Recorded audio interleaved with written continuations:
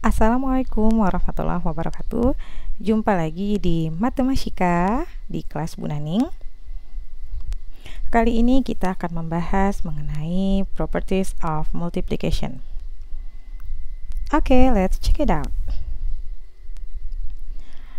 The properties of multiplication are closed, commutative, associative, distributive, one as the identity element, and having inverse of multiplication. Oke, sekarang kita simak penjelasannya. Apa sih yang dimaksud dengan sifat-sifat yang sudah Bu Naning sebutkan? Oke, sifat yang pertama yaitu closed atau tertutup. Masih ingat dengan sifat tertutup pada penjumlahan? Begitu pula pada perkalian, hasil kali suatu bilangan bulat adalah pasti bilangan bulat juga. Baiklah, Bu Naning berikan ilustrasi. Misalkan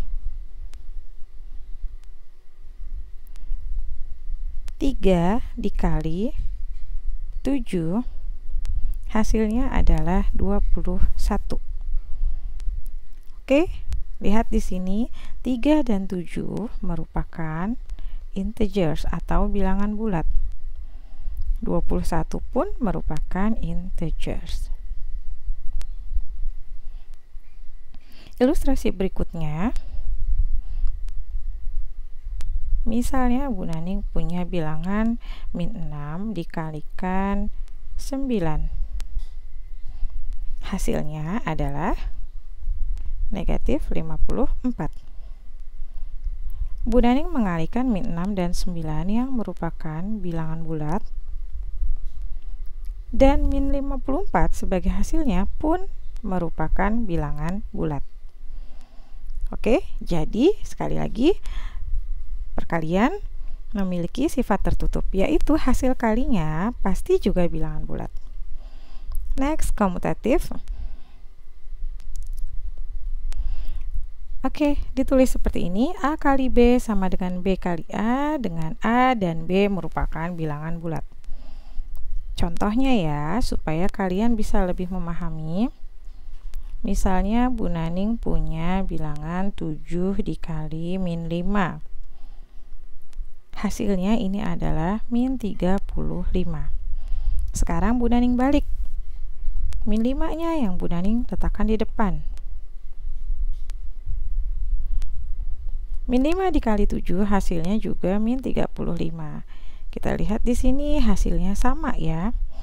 Jadi walaupun dibalik maka hasilnya tetap sama. Sifat asosiatif. Mirip seperti asosiatif pada penjumlahan, hanya saja ini pada perkalian. Sifat asosiatif pada perkalian artinya jika ada lebih dari 2 bilangan bulat yang kita kalikan, kalau kita kalikan 2 bilangan yang di depan terlebih dahulu, baru hasilnya kita kalikan dengan bilangan ketiga, pasti hasilnya akan sama dengan jika kita mengalihkan 2 bilangan terakhir, baru hasilnya dikalikan dengan bilangan pertama. Oke, sebagai contoh, perhatikan ya ilustrasi yang Bu Naning berikan ini.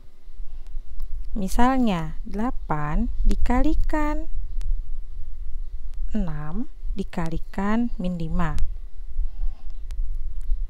Bu Naning melakukan proses mengalihkan 8 dan 6 terlebih dahulu. Baru Bu Naning mengalihkan dengan min 5. 8 dikali 6 hasilnya adalah 48. Nah, setelah dikalikan dengan min 5, 48 dikali min 5 hasilnya adalah negatif 240.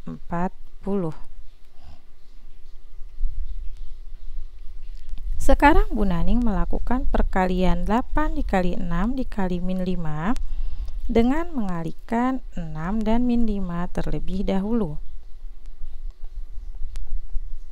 Kita lihat apakah hasilnya sama. 6 dikali min 5 hasilnya adalah min 30. Sehingga 8 dikali min 30 hasilnya adalah min 240.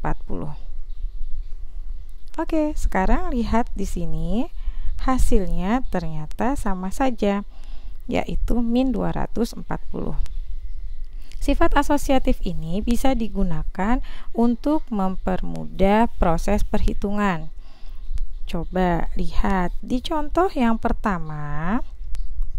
Di contoh yang pertama ini, kalau kita mengalikan 8 dan 6 terlebih dahulu, baru dikalikan min 5, tentu hasilnya agak sedikit lama dalam menghitungnya dibandingkan dengan kita mengalihkan 6 dan min 5 terlebih dahulu. Selanjutnya adalah sifat distributif. Sifat distributif ini bisa dituliskan A kali B ditambah A kali C sama dengan A dikali B tambah C. Begitupun untuk pengurangannya, A dikali B dikurang A kali C sama dengan A dikali B dikurangi C.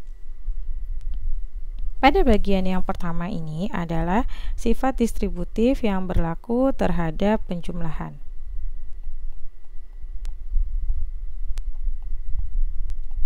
Sedangkan yang kedua berlaku untuk pengurangan.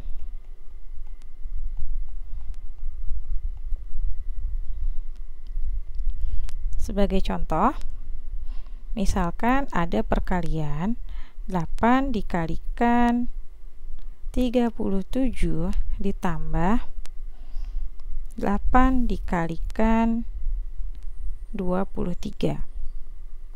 Sesuai sifat distributif, maka kita keluarkan unsur yang sama, yaitu 8. Kemudian kita kalikan dengan 37 ditambah dengan 23.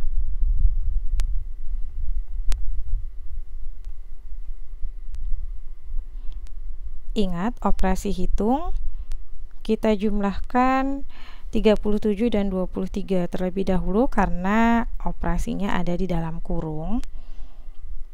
Sehingga di sini jumlah dari 37 dan 23 adalah 60. 8 kali 60 sama dengan 480. Selanjutnya contoh yang kedua, 68 dikalikan dengan 11 dikurangi dengan 28 dikalikan 11. Kita bisa menyederhanakan sesuai dengan sifat distributif terhadap pengurangan, yaitu kita keluarkan dulu unsur yang sama. Di sini unsur yang sama adalah 11. Baru kita kalikan dengan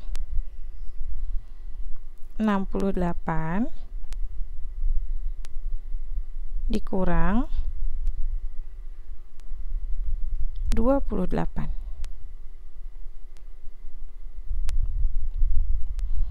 Hasilnya seperti biasa, kerjakan dulu operasi yang di dalam kurung. 68 dikurang 28 hasilnya adalah 40. Kita kalikan 11 kali 40 hasilnya adalah 440. Ya, itulah manfaat atau penggunaan dari sifat distributif. Selanjutnya, identity element. Jadi, perkalian juga punya elemen identitas. Maksudnya elemen identitas adalah bila kita pilih bilangan bulat sembarang dikalikan dengan elemen identitas tersebut akan menghasilkan bilangan bulat itu sendiri. Jadi A dikali berapa sih yang hasilnya tetap A? Maka yang tepat adalah 1. So 1 is the identity element of multiplication. Baiklah, sekarang perhatikan 7 dikali berapa sih yang hasilnya tetap 7? Tentunya bilangan yang tepat mengisi di sini adalah 1. Begitu pula komutatifnya. 1 dikali 7 hasilnya tetap 7. Selanjutnya, min 9, kita kalikan berapa sih supaya tetap hasilnya min 9? Ya, tepat sekali, tentu hasilnya adalah min 1. Begitupun 1 dikali min 9 hasilnya tetap min 9.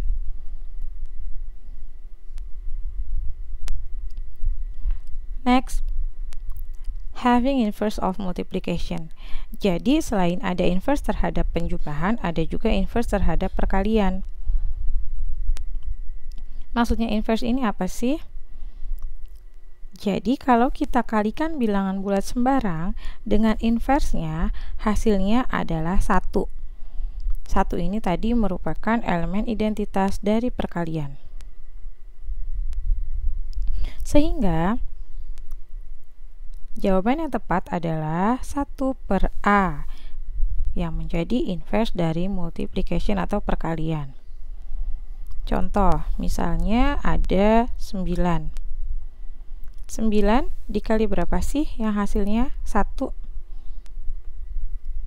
Maka di sini bilangan yang tepat adalah 1/9. Sehingga 1/9 merupakan inverse dari